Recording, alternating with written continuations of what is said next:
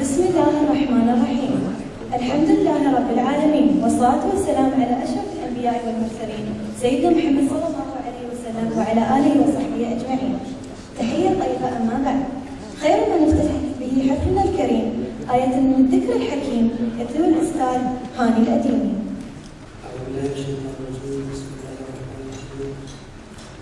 لله ما في السماوات وما في الأرض وإن تبدوا ما في أنفسكم أو تخفوه يحاسبكم بالله فيغفر لمن يشاء ويعذب من يشاء والله على كل شيء قدير.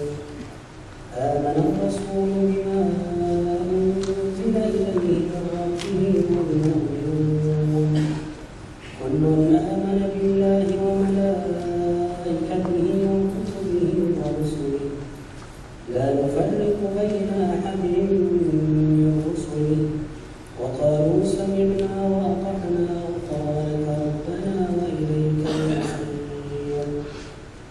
لا يكلف الله نفسا إلا وسعها لها ما كسبت وعليها ما اكتسبت ربنا لا تؤاخذنا إن نسينا أو أخطأنا ربنا ولا تحمل علينا إصرا كما حملته على الذين من قبلنا ربنا ولا تحملنا ما لا طاقة لنا به واعف عنا واغفر لنا وارحمنا أنت مولانا فانصرنا على القوم الكافرين. معالي الدكتور راشد أحمد بن فهد، وزير البيئة والمياه بدولة الإمارات العربية المتحدة. أصحاب المعالي والسعادة حضورنا الكريم. قال رسول الله صلى الله عليه وسلم: إن الله يحب إذا عمل أحدكم عملا أن يتقنه. نرحب بكم أجمل الترحيب في المؤتمر الخليجي الأول لكفاءة المختبرات، والذي جاء انعقاده ضمن التوجه الاستراتيجي لهيئة التقييس لدول مجلس التعاون الخليجي بهدف تطوير البنية التحتية للتقييس والجودة، والذي يسهم دوره في تنمية التجارة والصناعة ودعم الاقتصاد الدولي لمجلس الدول الأعضاء. وقد اتضح من خلال دراسة قامت بها هيئة التقييس لدول مجلس التعاون الخليجي خلال العام 2011 حول واقع أنشطة اختبارات الكفاءة بدول الأعضاء إلى افتقار المختبرات العاملة بالدول إلى مركز موحد حول هذا المجال، كما أن العديد من المختبرات العاملة في الدول عبرت عن حاجتها للتوعية حول كيفية الاستفادة من اختبارات الكفاءة لإثبات مصداقية خدمات الفحص والمعايرة التي تقدمها، وحول كيفية الحصول على برامج اختبارات كفاءة تغطي مجالات نشاطاتها.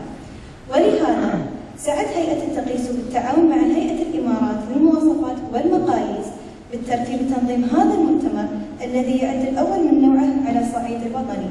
والآن إلى كلمة راعي هذا المؤتمر معالي الدكتور راشد أحمد بن فهد، وزير البيئة والمياه بدولة الإمارات العربية المتحدة، رئيس مجلس إدارة هيئة الإمارات للمواصفات والمقاييس، عضو مجلس إدارة هيئة التقييس دول مجلس التعاون لدول الخليج العربية. فليتفضل مشكورا. بسم الله والصلاة والسلام على رسول الله.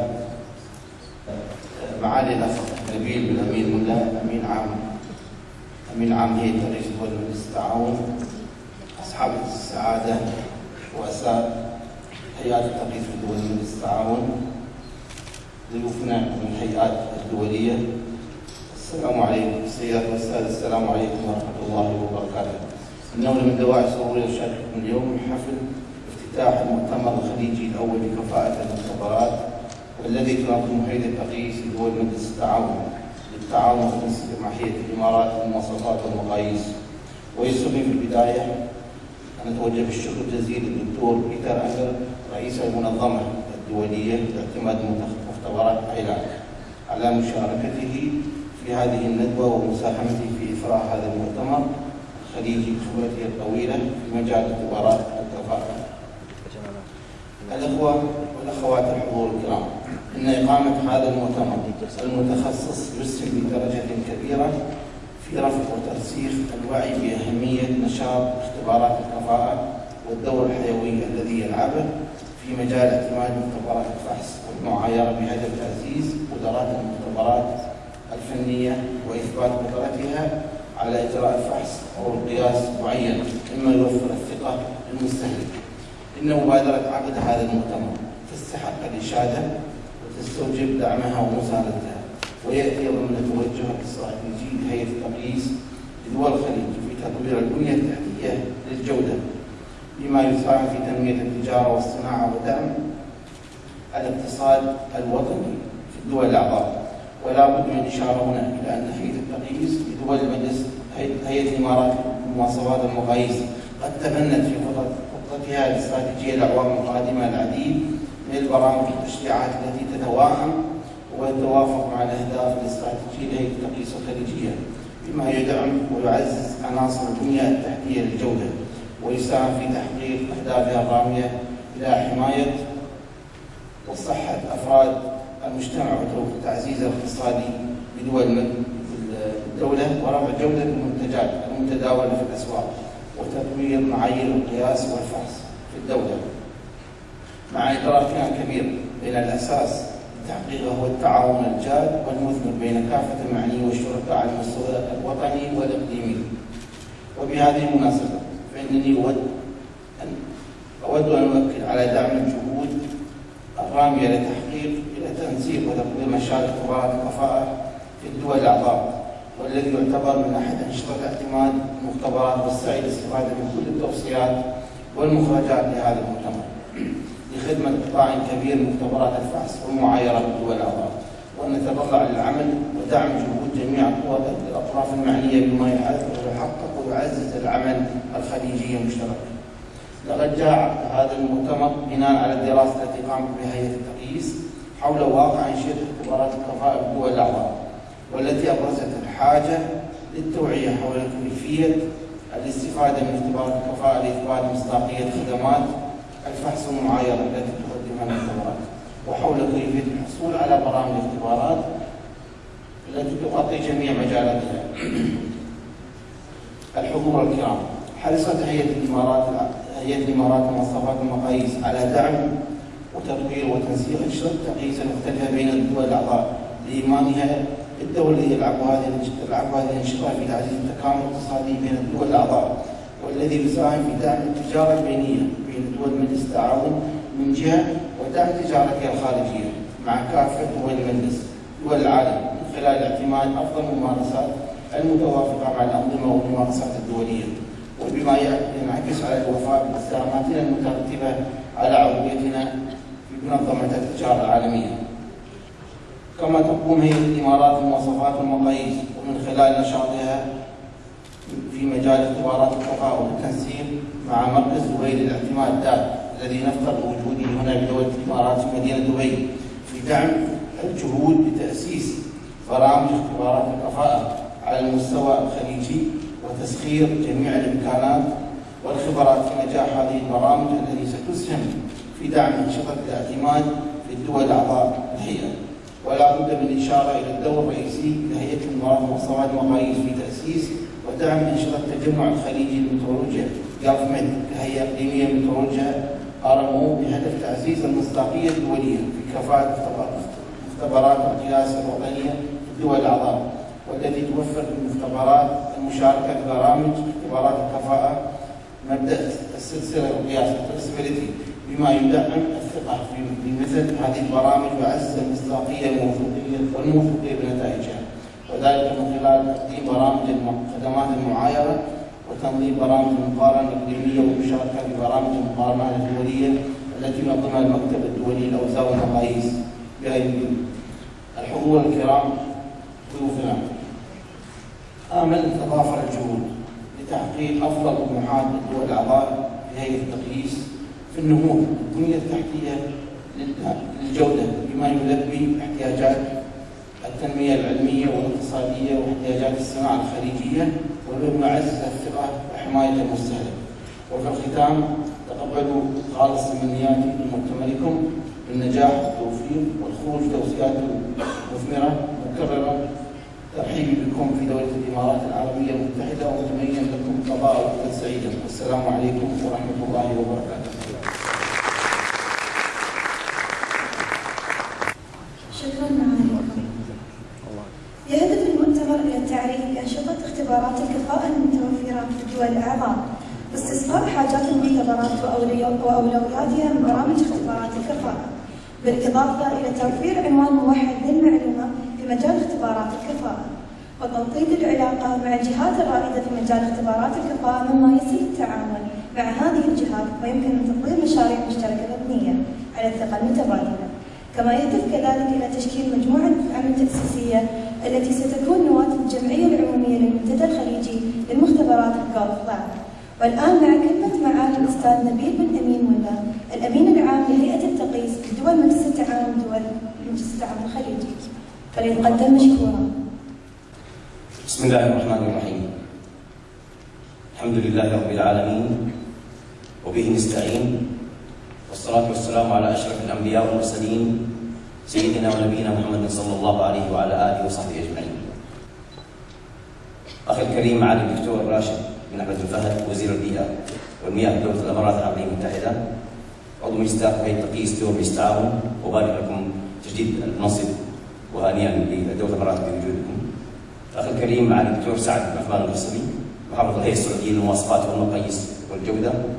أخي الكريم الأستاذ محمد البدري مدير عام هيئة الإمارات للمواصفات والمقاييس بالوكالة. أخي الكريم معالي الدكتور محمد التوالي مدير عام هيئة التقييس في دولة قطر وزارة البيئة.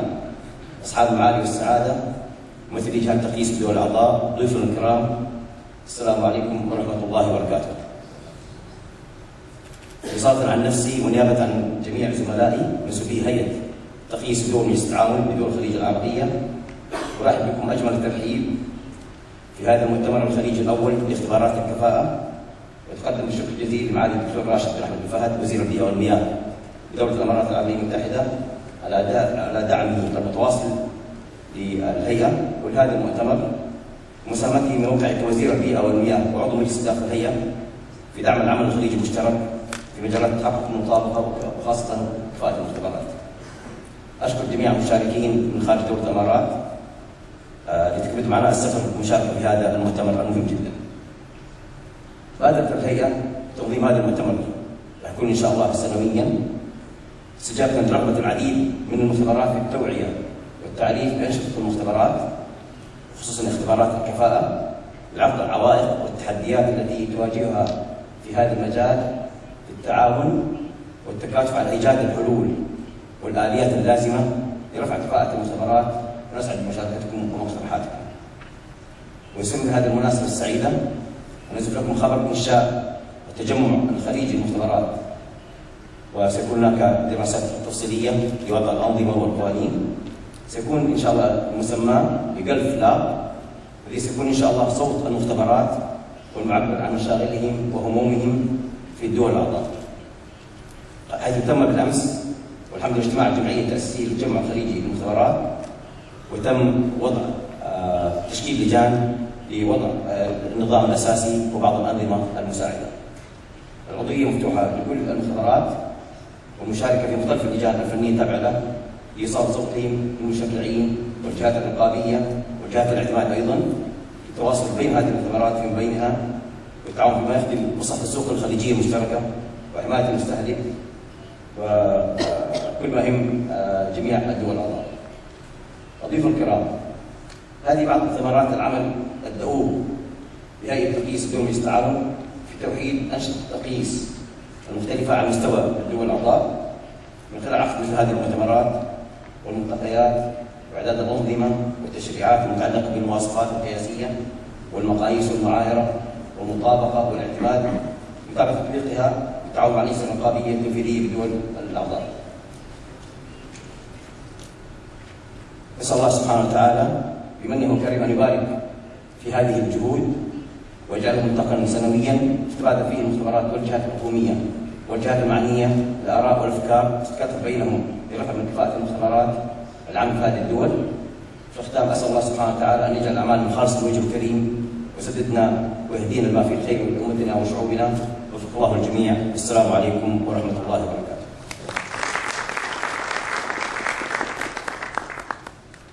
سعت هيئة التقييس لدول مجلس التعاون جعل هذا المؤتمر نبراسا علميا من خلال تواصلها مع الشخصيات بمجال كفاءة المختبرات على المستوى العالمي للمشاركة بأوراق عمل. كما تعمل على تهيئة الفرصة لكي يحتضن هذا المؤتمر المسؤولين والمختصين بكفاءة المختبرات على الصعيدين الحكومي والخاص في الدول الأعضاء بالهيئة لتحقيق أكبر فائدة ممكنة تعود بالأثر الإيجابي على تعزيز البنية التحتية للجودة في الدول الأعضاء. كلمة سعادة بيتر هونجر رئيس المنظمة الدولية لاعتماد المختبرات ILAC. And now Peter Hunger will be summoned up on the stage to present his speech. Good morning. It's indeed a pleasure to be here and speak to you about an organization that I have actually been involved in since 1978 when ILAC met for the second time. I am chair of the International Laboratory Accreditation Cooperation.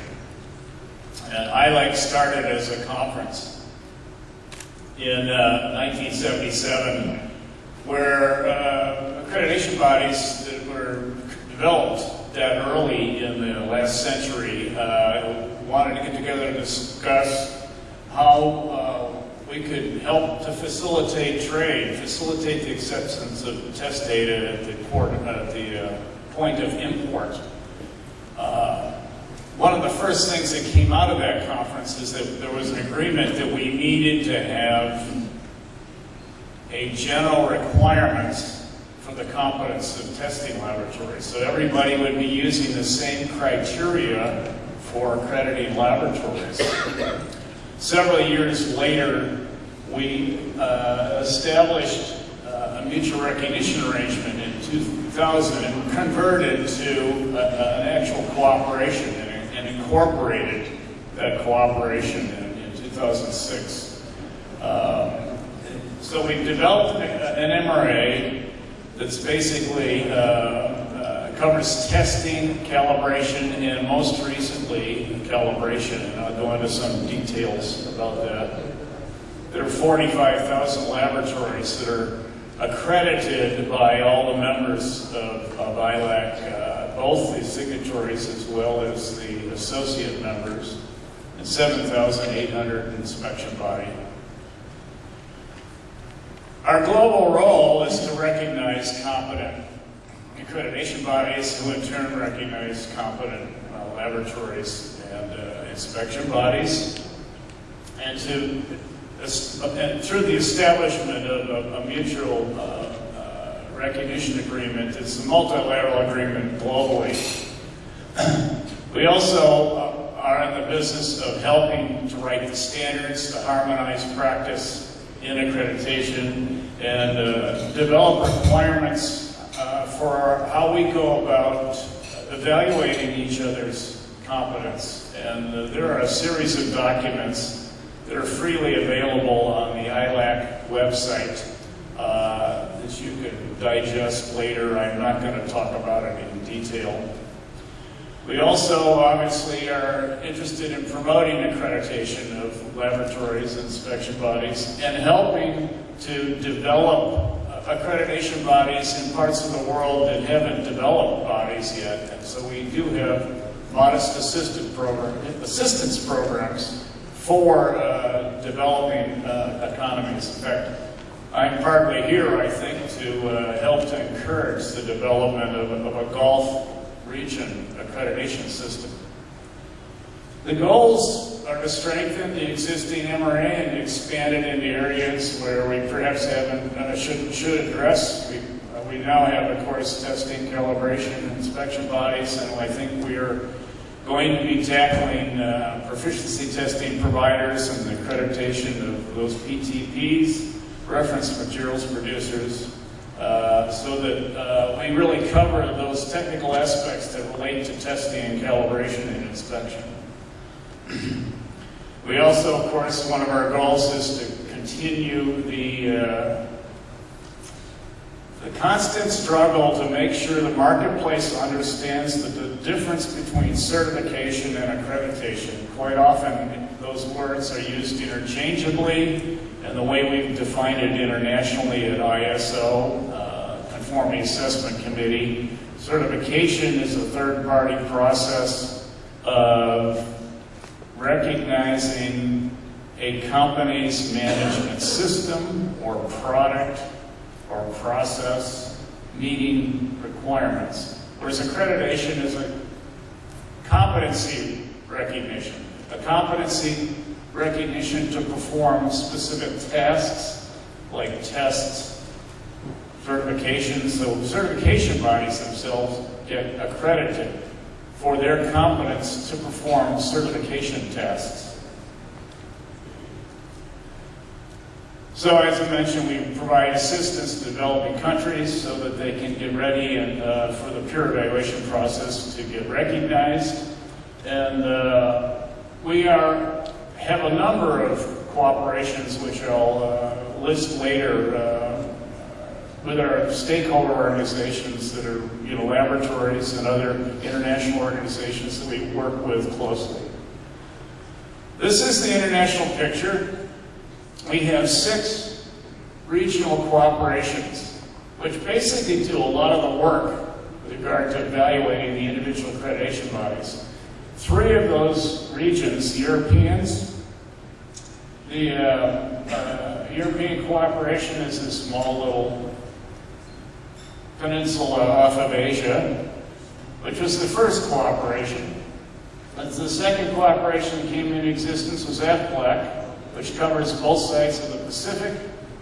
And their borders actually extend a little bit farther here. My understanding is they are willing to accept applications from the rest of the Asian region, and in fact, it's possible they may even extend invitations or accept applications from the Gulf bodies. The third body that's internationally recognized is the Inter-American Accreditation Cooperation, and they cover the Americas. SATCA is the Southern African Development Cooperation. We now have AFRAC, and most recently ARAC, the Arab Accreditation Cooperation.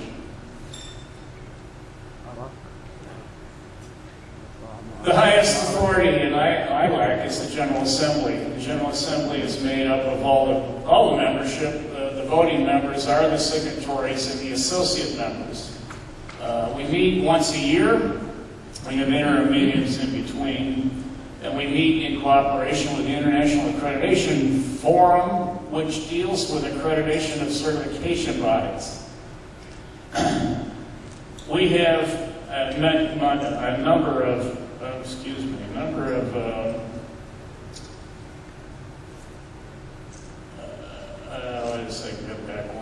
a number of cooperations that are listed here in this last slide, particularly with BIPM, OIML, ISO, the international standards bodies of IAC, etc.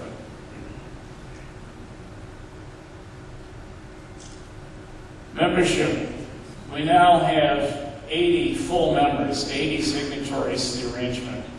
Associates, we have 16 associates from 28 economies.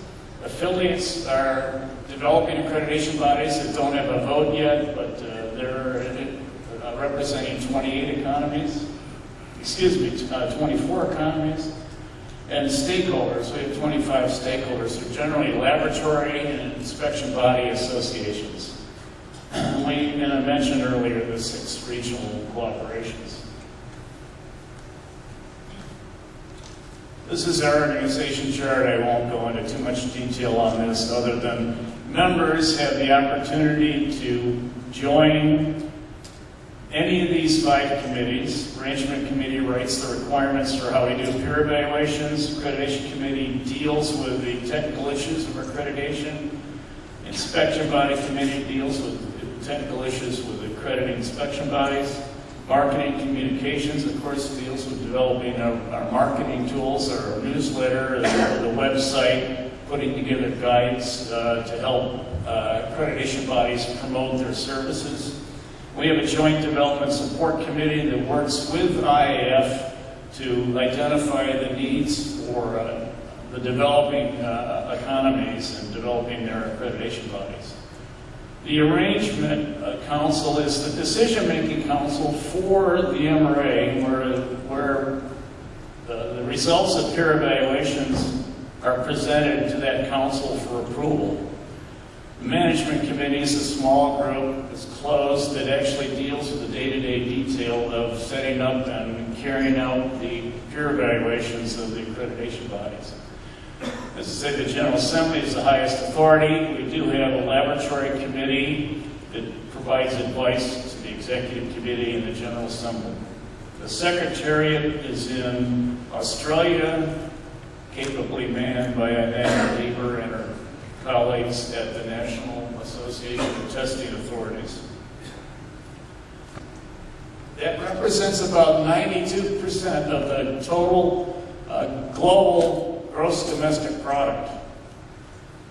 The other 8%, I think, is coming along and actually probably does have access in most cases to internationally recognized accreditation, but that would be only from a cross-border accreditation. So we have three of 6 regions that are recognized. In other words, their mutual recognition arrangement, peer evaluation process, are accepted by ILAC automatically. The decisions that have come out of those regions are automatically accepted. The regions have been evaluated.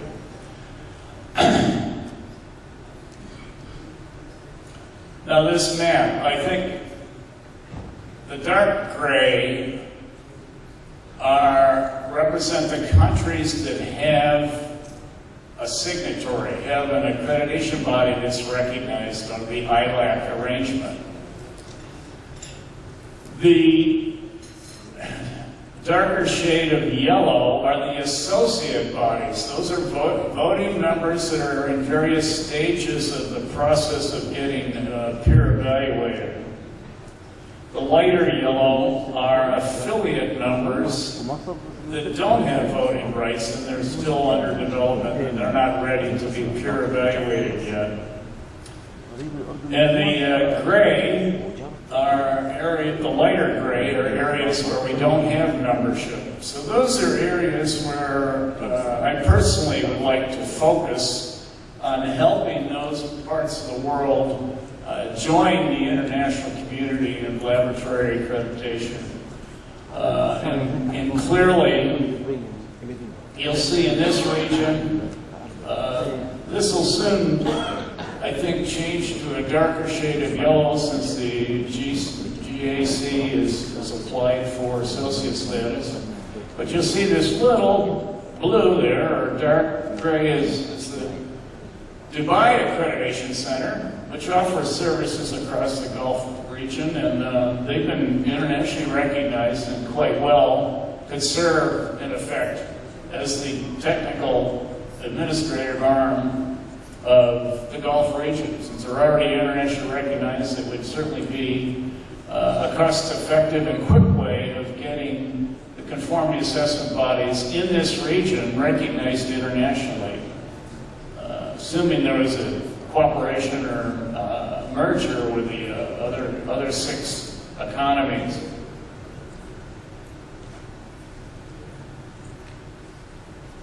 These are the international partnerships. Just quickly, I did it again. Let's see. The Committee for International Weights and Standards, we work with them. IF, I mentioned already, and you know the ISO, International Organization for Standardization, UN, International Development Organization, that helps fund work in the developing world for accreditation. We work with IAC. We work with OIML, that's the International Organization of Weights and Measures. We work with the World Anti-Doping Agency to help to accredit the laboratories that test the athletes for doping substances. We work with the International Federation of Clinical Chemistry, International Telecommunications Union, and the International Cooperation for Standards and Conformity Assessment. All of these partnerships provide us with good feedback and good support in what we're trying to do. You might see the ILAC MRE mark. It should be associated with the actual individual accreditation body symbol on test reports, calibration certificates, in promotional material.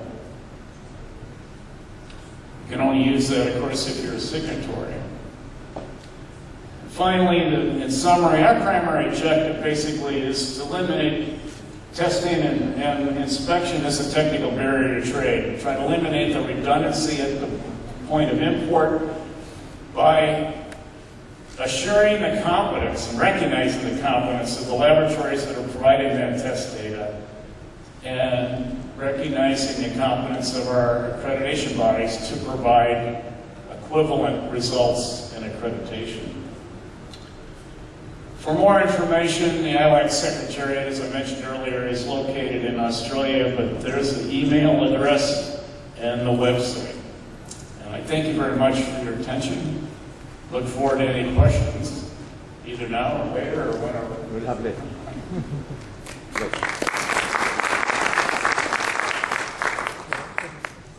يعتبر هذا المؤتمر أحد الفعاليات التي تهدف من خلالها الهيئة إلى المساهمة في تطوير الكوادر الوطنية الدول الأعضاء ونشر التوعية بالتقييس في مجال اختبارات الكفاءة الوفاء ومتطلبات العمل المهني، وذلك بالتعاون مع أجهزة التقييس الوطنية والجهات ذات العلاقة بالدول الأعضاء.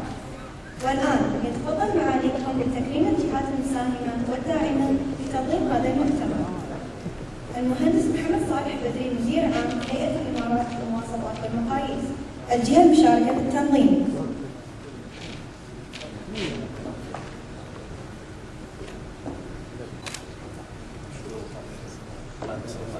شركة SGS الراعي الرئيسي.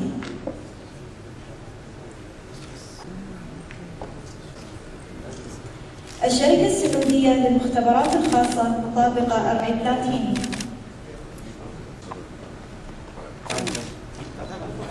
شركة بيرو فيرتس الراعي الذهبي.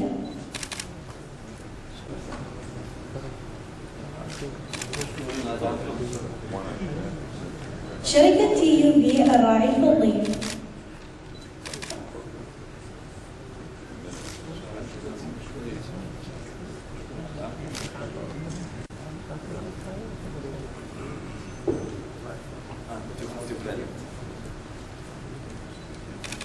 شركة المعامل الوطنية المحدودة الراعي المشارك.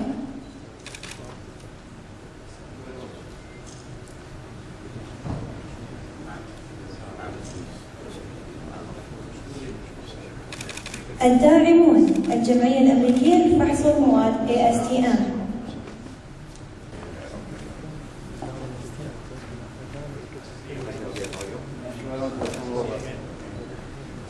الشركة المشرفة على التنظيم شركة آمان للاستشارات الفنية والمختبرات.